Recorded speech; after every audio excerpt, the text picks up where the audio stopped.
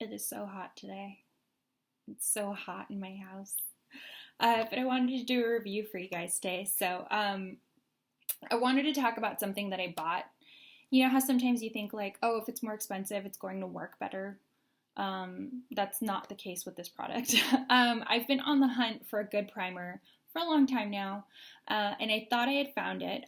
This is the Kane & Austin Prime and Perfect Mattifying Primer. It has mattifying in there, and I thought, perfect, that's exactly what I need. I just need something that's going to make my makeup last longer and keep the oiliness at bay.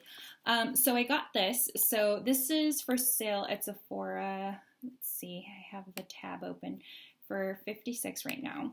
And when I saw the price, I was like, okay, that's steep for a primer, but if it works, cool. You know, I think I could scrimp my pennies for a product that I know I'm going to wear every day and and I will find effective.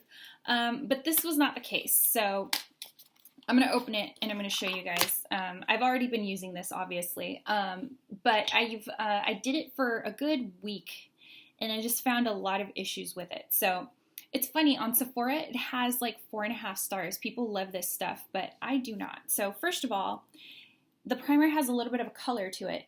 So for me, personally, the color was fine because it actually, it blends in with my skin color really well.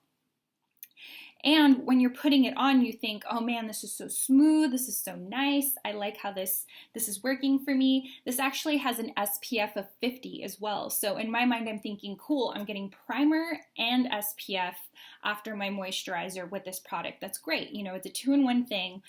And it blended in well with my skin. I thought I was in for finding my holy grail primer, but unfortunately that wasn't the case for me. So the first problem I ran into, I like to really buff in my foundation really well when I put it on.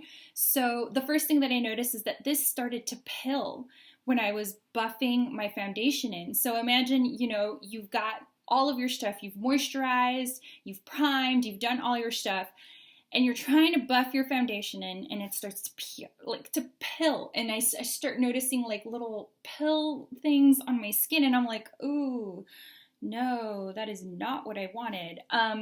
So at which point I'm thinking, okay, this maybe isn't going to work for me. But I decided to give it another try.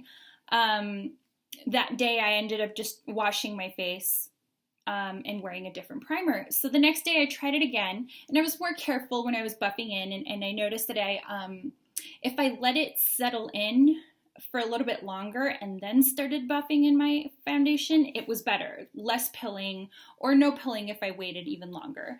But then the problem wearing it was that it kind of started to really accentuate any dry areas on my face. So I get a little bit of dryness here, and like right here for some reason, random spots, but it looked bad.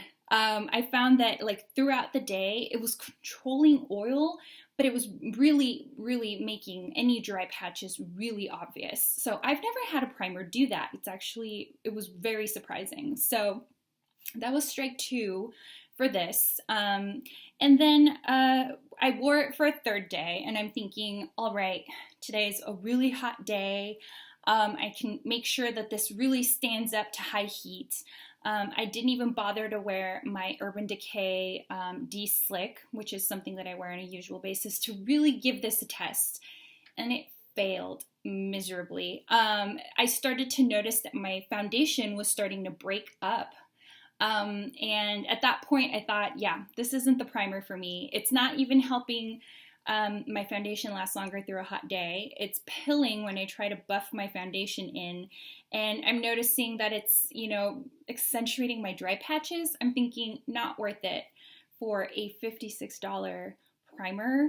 I scrimp my pennies for stuff that I know I'm going to use, and this isn't it, unfortunately. So obviously it seems to work for some people. Doesn't work for me. So this is going back to Sephora tomorrow, but I wanted to give you guys a review in case you were curious. For reference, I have combination oily skin. So, oily generally in the T-zone, dry in the cheeks. and this did not work for me. Not a fan. So if you were thinking about it, here's a review for you.